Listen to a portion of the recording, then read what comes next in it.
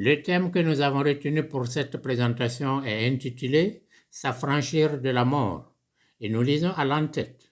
Par un seul homme, le péché est entré dans le monde et par le péché, la mort. Cela nous vient de Romains chapitre 5, verset 12.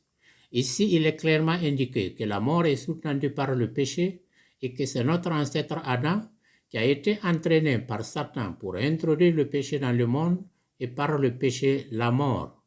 Et nous savons que depuis toujours, la question de la mort est une hantise que vit presque tout le monde, que nous soyons vieux, jeunes, femmes ou hommes. Et comment ne plus avoir cette hantise? C'est ce que nous allons découvrir ensemble dans la suite de l'exposé. La présentation s'articule autour des points suivants. Premièrement, il sera question de la mort biologique. En deuxième position, nous allons parler de la mort spirituelle. Et enfin, en troisième point, nous allons voir comment nous libérer de Satan, car le péché est de Satan et c'est le péché qui conduit à la mort. Quand on parle de la mort, on se réfère en général à la mort biologique, qui est l'arrêt définitif des fonctions vitales, comme l'assimilation de nutriments, la respiration, le fonctionnement du système nerveux central. Mais ceux qui font la volonté de Dieu ne doivent pas en avoir peur, car les Saintes Écritures nous le disent. Ainsi, dans 1 Thessaloniciens, chapitre 4, versets 13 à 14, nous pouvons lire « Nous ne voulons pas, frères, que vous soyez ignorants au sujet des morts. Il ne faut pas que vous vous désoliez comme les autres, qui n'ont pas d'espérance. Puisque nous croyons que Jésus est mort et qu'il est ressuscité, de même, ceux qui se sont endormis en Jésus, Dieu les amènera avec lui. Ceux qui sont dans le Christ sont ceux qui ont mis en pratique ses enseignements et ses commandements. Et comme nous savons que le Christ a vaincu la mort, ceux qui sont dans le Christ ont une espérance, une grande espérance, celle de se retrouver avec lui dans son royaume céleste. Ceux qui sont en Christ auront le salut de leur âme après la mort.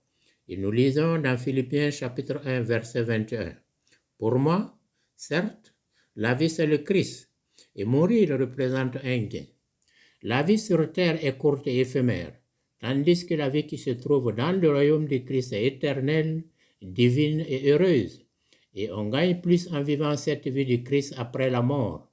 On n'a pas à perdre, mais on a plutôt à gagner quand on meurt étant dans le Christ.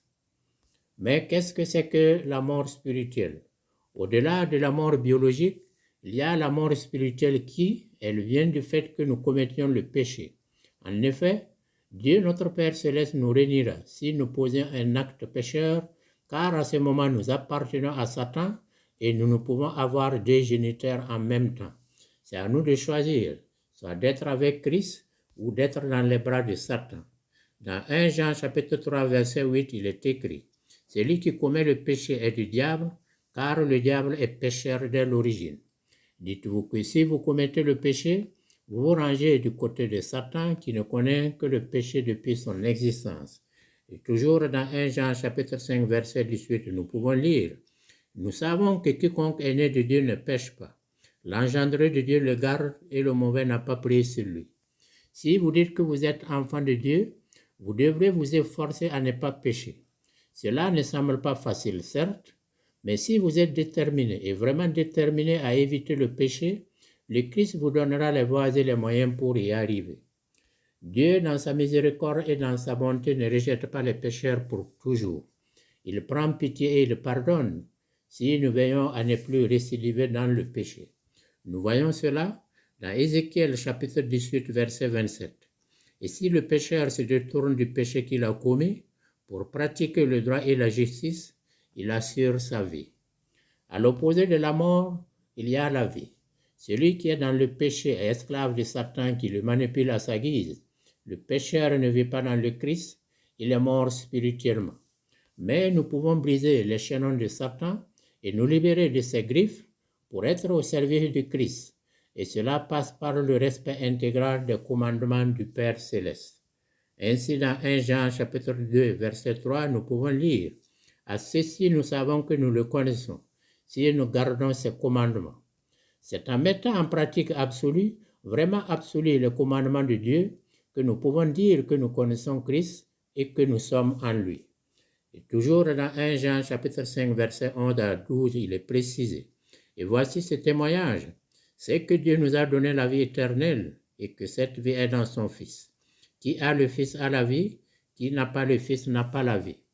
Dieu nous aime en nous accordant la vie éternelle qu'il a placée entre les mains de son Fils Jésus.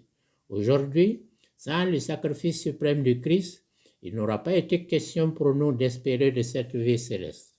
Après ces éclairages, la mort biologique ne devrait plus nous apeurer et il nous revient de travailler inlassablement pour créer et renforcer une vie spirituelle qui nous conduit droit au salut de l'âme. Pour y parvenir, gravons la charité dans nos cœurs. Oui, la charité, c'est ce qu'il faut pour qu'elle entretienne et ravive cette flamme d'amour pour Dieu et pour nos prochains. Ce que nous venons de dire est justifié par ce qui est écrit dans Gilles chapitre 1 verset 21 et nous lisons « Gardez-vous dans la charité de Dieu, prêts à recevoir la miséricorde de notre Seigneur Jésus-Christ pour la vie éternelle. » Et dans 1 Jean chapitre 3 verset 14 d'ajouter « Nous savons, nous, que nous sommes passés de la mort à la vie parce que nous aimons nos frères. Celui qui n'aime pas demeure dans la mort. Pour passer de la mort à la vie, il suffit tout bonnement d'aimer nos semblables.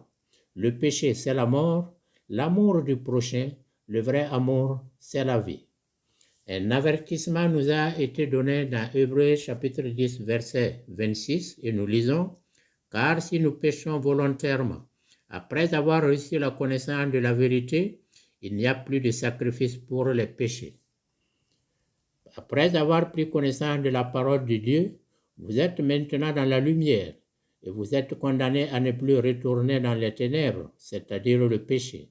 Car si vous le faites de façon délibérée, vous ne bénéficierez plus de la miséricorde divine.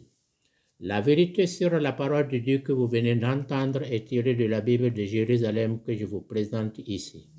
Nous aurons espéré que cette présentation vous ait apporté un certain éclairage et nous souhaitons que vous soyez toujours illuminés par le Saint-Esprit.